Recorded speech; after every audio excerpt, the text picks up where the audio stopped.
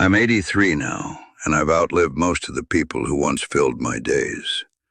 It's a quiet thing, realizing the circle is closed without asking you first. There isn't much left ahead of me. I can feel that in the way mornings arrive slower and nights feel longer than they used to. You start counting differently at this age, not years, moments, conversations you might still have if there's anyone left to have them with. I didn't always think this way. When I was younger, I believed friendship was something that lasted on its own, like a piece of furniture you never questioned. If it was there, it would stay there. You didn't have to examine it too closely. I had a friend back then. His name was Kamran. We met in our 20s at a small office where the fans rattled overhead and the tea was always too sweet. We sat across from each other for years, shared lunches, complained about the same supervisors, talked about things that felt important at the time: money, promotions, small ambitions that seemed large enough to shape a life. He was easy to be around. That's the first thing I remember. Not kindness, not loyalty, just ease. We would leave work together most evenings, walk part of the same road before splitting off toward our own homes. Sometimes we'd stop for tea again, even though we'd just had it. It wasn't about the tea. It was about not going home just yet. I thought that meant something. Maybe it did at the time. Life moved forward the way it does, quietly, without asking permission. I got married, he did too. Our conversations changed, less about ideas, more about responsibilities, bills, children, small frustrations that came with building a life. We still saw each other, not every day, but often enough that I never questioned it. That's how most things begin to fade, I think. Not with a clear break, but with small spaces opening up between moments. I didn't notice the first thing back then. If someone only shows up when it's convenient for them, you don't feel it immediately. It feels natural at first. Life is busy. People have their own concerns. I told myself that many times.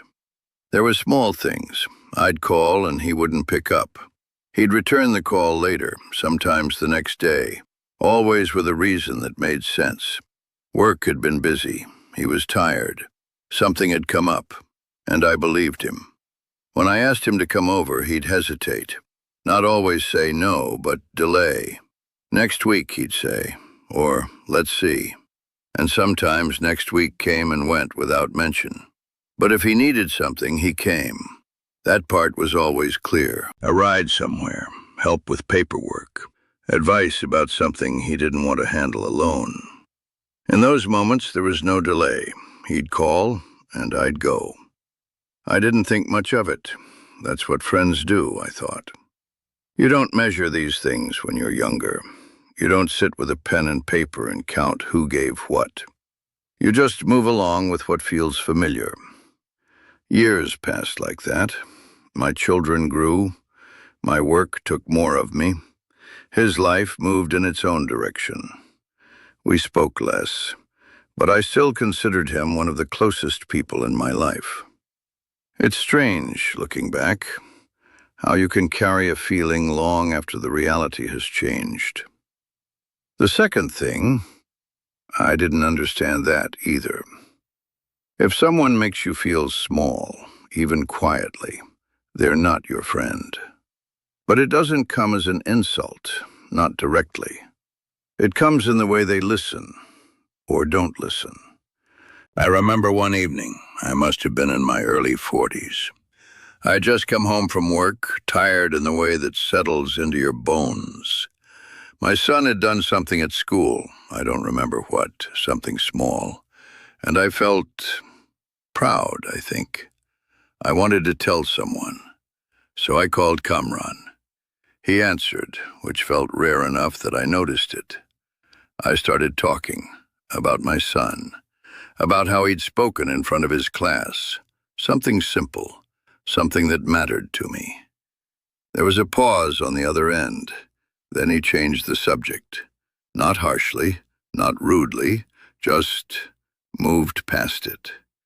Started talking about his own day, his own concerns. Something about a business idea he was considering. I listened. Of course I did. I always did. When the call ended, I sat there for a while, not angry, just empty in a way I couldn't explain. It wasn't the first time, but it was the first time I noticed it. After that, I started seeing it more clearly. The way conversations tilted toward him. The way my words seemed to carry less weight. The way he'd laugh things off when I was serious, or dismiss concerns that mattered to me. Not in a cruel way.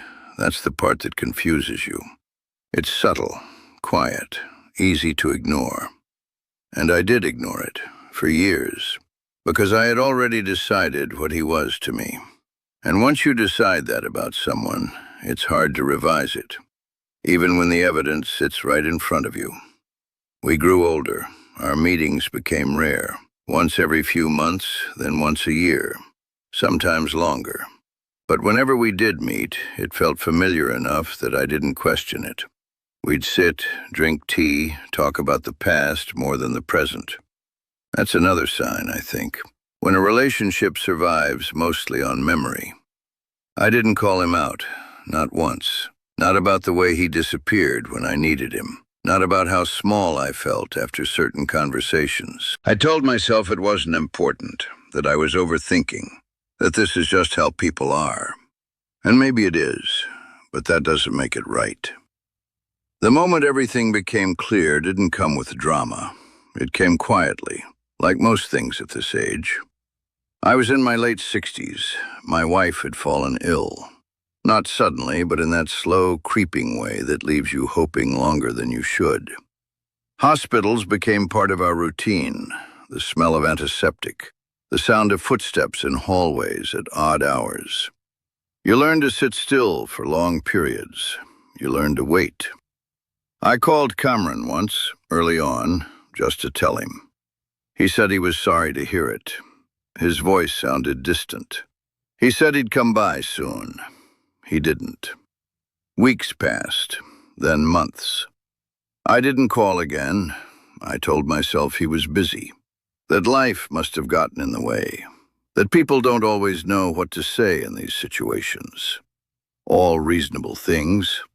My wife passed on a quiet morning. There was no grand moment, just a slowing, then a stillness that I wasn't ready for. After the funeral, people came and went. The house filled for a while, then emptied. That's when you notice who remains. He didn't come. Not that day, not the next. Not ever. No call, no message, nothing. I sat in the living room one evening, alone, and realized something I should have understood decades earlier. If someone only shows up when it suits them, they're not really there. And if someone leaves you feeling smaller than you were before you spoke, they were never holding you up to begin with. It sounds simple when you say it like that, but it took me a lifetime to see it clearly. What I lost wasn't just a friend, it was time. Time spent believing in something that wasn't quite what I thought it was. Time I could have given to people who did show up, who did listen, who didn't make me feel like I had to shrink to fit into the space they offered. I think about that often now. Not with anger, that part has faded. Just with a kind of quiet regret. I replay conversations in my head sometimes. Not to change them, just to understand them better. There were signs everywhere. The missed calls that were never returned unless it suited him. The conversations that left me feeling unheard. The way I adjusted myself, slowly, without noticing. It didn't happen all at once. That's the part people don't tell you. You don't wake up one day and realize someone isn't your friend. You arrive there gradually, one small moment at a time, until one day there's nothing left to question. If you're listening to me now, I won't tell you what to do. I don't think it works that way. But I will say this. Pay attention to how you feel after someone leaves. Not while you're with them. That can be misleading. People are charming in the moment. They know how to fill a room, how to make things feel light. It's afterward that tells you the truth. You feel steadier, or do you feel reduced somehow? And notice who comes when there's nothing to gain, not when things are easy, not when you're useful. When you're quiet, when you're struggling, when there's no advantage in being there. That's where you see people clearly. I wish I had understood that earlier, not to cut him off. I don't think I had that kind of clarity in me back then. But maybe I would have held things differently. Maybe I wouldn't have given so much of myself without noticing where it was going. At this age, you don't get to correct much. You mostly just sit with what is. My days are simple now. I wake up, make tea, sit by the window. Sometimes I watch people pass by. Families, friends walking together. I wonder what they see in each other, what they miss. Sometimes I think of Kamran. Not often, but enough. I don't hate him. I don't think he ever set out to be what he was to me. People move through life carrying their own limitations. Some don't know how to show up. Some don't know how to listen. Some take more than they give, not out of malice, but out of habit. Understanding that doesn't change the outcome. It just softens the edges a little. If I have any time left, and I know it isn't much, I'll spend it quietly. There's a certain peace in seeing things as they are, even if you arrive there late. I sit here now, in a room that holds more memory than noise, and I think about the people who did stay. There weren't many, there never are, but they were enough. I just didn't see it clearly when it mattered. That's the part that stays with you. Not the mistakes themselves, but how long it took to recognize them, and how, by the time you do, there isn't much left to do about it.